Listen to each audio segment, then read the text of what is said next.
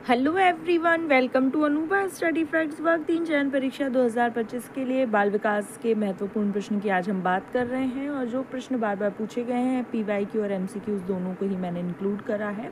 जो आगे आने पूछे जाने की संभावना है उनको भी इंक्लूड किया है। और ये आज आपका 15th नंबर का सेशन है। 30 मॉक टेस्ट की मैंने आप लोगों से प्रॉमिस किया था, मैं 30 मॉक्स आपको प्रोवाइड करूँगी। आप लोग का कोई बहुत अच्छा रिस्पॉन्स नहीं है गाइज, तो मैं भी थोड़ा सा अच्छा फील नहीं कर रही हूँ, इसलिए सीरीज़ को देखो मैं ज़्यादा शायद ना चला पाऊँ। बट आई हैव प्रॉमिस्ड कि मैं 30 सेशंस लेकर आऊँगी, तो वो मैं ज़रूर पूरे करा दूँगी। बाकी आपका कोई भी अच्छा रिस्पांस नहीं, केवल एक ही है स्टूडेंट जो बिल्कुल हर होमवर्क क्वेश्चन का रिप्लाई करती हैं। और आज मैंने उनको यहाँ पर टैग भी किया है, as you can see in further video. तो पर यही है कि देखो, मुझे भी थोड़ा सा लगता है कि आप लोग का अच्छा रिस्पांस मिले। एक नॉर्मल एक कमेंट कर दो आप कि हाँ सेशन अच्छा था, या क्वेश्चंस अच्छे डिज़ाइन किए गए हैं, या जो भी कमी है भाई वो जेन्युइन कमी जो भी है वो बता दो। पर कोई भी अच्छा रिस्पांस नहीं है। तो अब एक तो आपका डेली बेसिस पर सेशन नहीं आएगा, that is for sure. Week में अब केवल 2 दिन आएगा। 15th सेशन चूँकि ये चल रहा है अपना, ऐसे करके मैं 30 सेशन करा दूँगी एग्ज़ाम से पहले, लेकिन अब डेली बेसिस पर तो नहीं आएगा, ये बात तो तय है। क्योंकि मैं भी इंसान हूँ, मुझे भी मोटिवेशन चाहिए होता है। और आपका केवल एक लाइक, एक कमेंट, एक शेयर, बस और क्या ही चाहिए। मैं आपसे ऐसे तो कुछ मांग नहीं रही, लेकिन वो भी आप लोगों से नहीं हो रहा है। तो ये सेशन अब डेली बेसिस पर नहीं आए करेंगे, क्योंकि ना आप लोग देखना चाहते हैं, तो अब कोई वो ही नहीं है, केवल 2-4 लोग हैं जो देखते हैं। तो बस उनके लिए मैं वीक में 2 दिन ये सेशन लाया करूँगी। अब चाहे वो कोई सा भी दिन हो, मैं सोच रही हूँ या तो संडे के दिन एक करा दिया करूँगी सेशन, या फिर मंडे ट्यूसडे, देखेंगे जैसा भी मुझे ठीक लगेगा। चलिए फिर आज का सेशन शुरू करते हैं।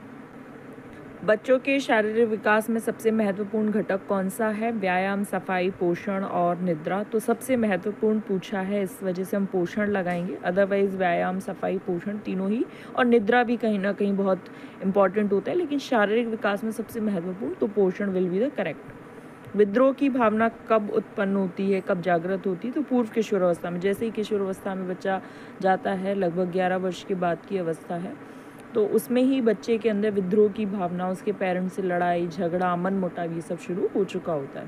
एक छात्र पढ़ रहा और उसका नाम लेकर किसी ने बुलाया, तो किस संवेदना द्वारा वह अपनी अनुक्रिया प्रकट करेगा? तो वो किसी ने उसको बुलाया, मतलब उसने आवाज़ सुनी, तो ध्वनि संवेदना के बिहाफ पर, मतलब ध्वनि संवेदना की ओर से वो अनुक्रिया प्रकट करेगा। वंशानुक्रम कोशों का वितरण होता है, न्यूरॉन्स का, कार्टिलेज का, जर्म बीज का, या तंत्रिकाओं का? तो जर्म से रिलेटेड होती हैं। जर्म सेल, अगर आप बायोलॉजी स्टूडेंट होंगे, कभी आपने पढ़ा होगा, तो जर्म सेल सोमेटिक सेल्स होती हैं। तो जो जर्म सेल्स होती हैं, इट्स रिलेटेड टू हेरिडिटी, वंशानुक्रम से संबंधित होती हैं। विकास के परिणाम स्वरूप नवीन विशेषताएं, नवीन योग्यताएं प्रकट होती हैं। ये कथन किसका है? तो वर्ग 3 में इस तरीके से बहुत ज़्यादा क्वेश्चन पूछे जाते हैं। तो आप थोड़ा सा ये स्टेटमेंट वाइज, मैंने क्वेश्चन पहले भी बोले हैं कि आप इनकी एक अलग से पतली डायरी या पतला, मतलब कोई एक पेपर, A4 शीट कोई रख लो, जहाँ पर सारे स्टेटमेंट वाइज क्वेश्चन आप लिखो। तो विकास के परिणाम स्वरूप नवीन विशेषताएं और नवीन योग्यताएं प्रकट होती हैं। तो ये हरलॉक का कथन है।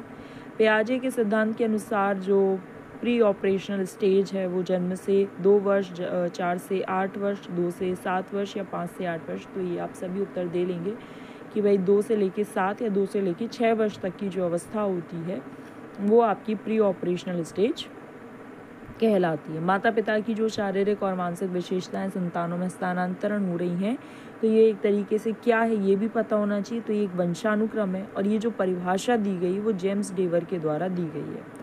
कथन वाले क्वेश्चन मैं आपसे फिर कहती हूँ, एक A4 शीट रख लो, जहाँ पर सारे स्टेटमेंट वाइज क्वेश्चन आप लिखे हो, ताकि आपके वो आँखों से रोज मतलब देखते रहें, तो वो कहीं ना कहीं एक दिमाग में छवि बन जाएगी। क्योंकि स्टेटमेंट वाइज क्वेश्चन याद करना बहुत मुश्किल होता है, और पता चले हम 100 स्टेटमेंट वाइज क्वेश्चन करके गए और वहाँ कोई नया 101वां पूछ लिया, तो सब धरा का धरा रह जाता है ना।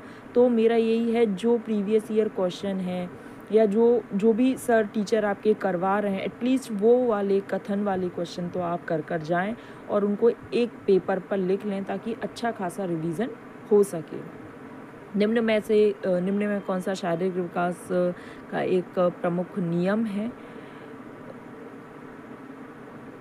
तो मानसिक विकास से विभिन्नता का नियम, अनियमित विकास का नियम, द्रुतगामी विकास का नियम, कल्पना और संवेगात्मक विकास। तो देखो, सबसे पहले ये आपका हुआ क्वेश्चन रहा। आज मैं देखूंगी कि आज आप लोगों में से कितने लोग इसका आंसर कर रहे हैं, और अगर आप में से कोई भी आंसर नहीं कर रहा है गाइस, तो मैं केवल अब सच में मैं मतलब कोई वैसा नहीं है आप लोगों के साथ कि भाई सेशंस बंद कर रही हूँ, लेकिन मेरी जो मेहनत लगती है आप सभी को पता होगा। कहीं ना कहीं देखो, जो वीडियो बनाता है या नहीं भी बनाता, एटलीस्ट उसे इतना तो पता होता है कि एक वीडियो के पीछे जो मुश्किल से आप 5 मिनट की वीडियो होती है उसमें मेहनत तो लगती है ना। और अगर कोई रिस्पॉन्स ना मिले तो बहुत मन दुखता है कि आप कितना भी एफर्ट्स कर लो, आपके 10 व्यू नहीं आते हैं, आपको कोई एक कमेंट करने वाला नहीं है कि आपको कोई ये कह दे कि हाँ मैम अच्छा सेशन था, या हाँ दीदी अच्छा सेशन था, या अगर कोई बुरा भी लग रहा है तो एक इम्प्रूवमेंट वाली कोई चीज़, कुछ भी नहीं आपकी तरफ से। No response, no like, no share, no comment, कुछ नहीं। ये होमवर्क क्वेश्चन है, देखते हैं। मैं आपको हमेशा 2 होमवर्क क्वेश्चन देती हूँ, मैंने कल 3-4 होमवर्क क्वेश्चन दिए थे, मतलब उसमें से केवल एक व्यक्ति ने रिप्लाई करा, वो भी इतना बढ़िया आंसर करा था, लेकिन उसके अलावा कोई और कुछ रिस्पॉन्स नहीं। इनमें से कौन सा मनोवैज्ञानिक भाषा विकास से संबंधित है? तो चॉम्स्की। और एलईडी के बारे में थोड़ा सा आप मुझे यहाँ पर बताएंगे कि एलईडी का फुल फॉर्म क्या है और ये क्या होता है। यह माता पिता की जिम्मेदारी नहीं होती कि भाई वो बच्चे को कठोर अनुशासन में रखें, लेकिन हाँ अच्छी शिक्षा दें, अच्छी आदतों का विकास करवाएं, उचित प्रकार से पालन पोषण हो, ये बहुत ज़रूरी होता है।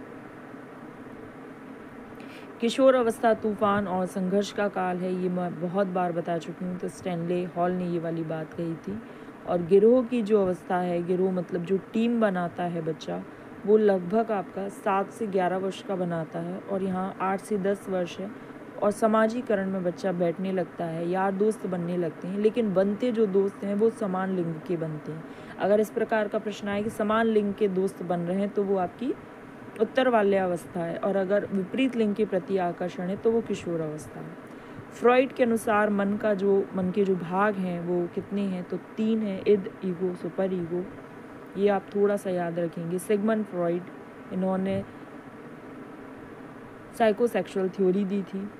साइकोसेक्सुअल थ्योरी में इन्होंने जो स्टेजेस बताई थी, 5 स्टेजेस थी। अगर किसी को नाम पता है तो नाम बताइए, मैं पिछले सेशन में नाम बता चुकी हूँ। एनल, ओरल, फैलिक, मैंने एक बार लेटेंसी एक बार आपको यहाँ बता दिया। अब आप बाकायदा अगर लिख पाएँ तो कमेंट्स में लिखकर ज़रूर बताइएगा।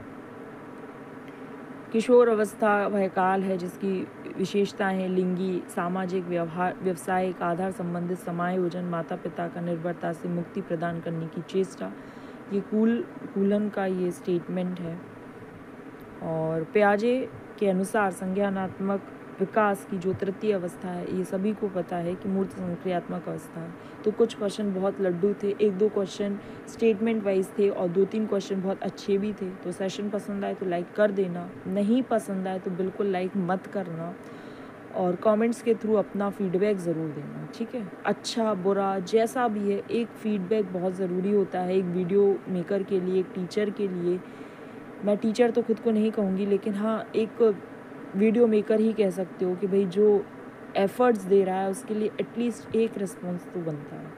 चलिए फिर नेक्स्ट सेशन में मिलेंगे। अभी तो मैं कल सेशन और लेकर आऊँगी, फिर उसके बाद देखूँगी कैसा क्या रिस्पॉन्स रहता है।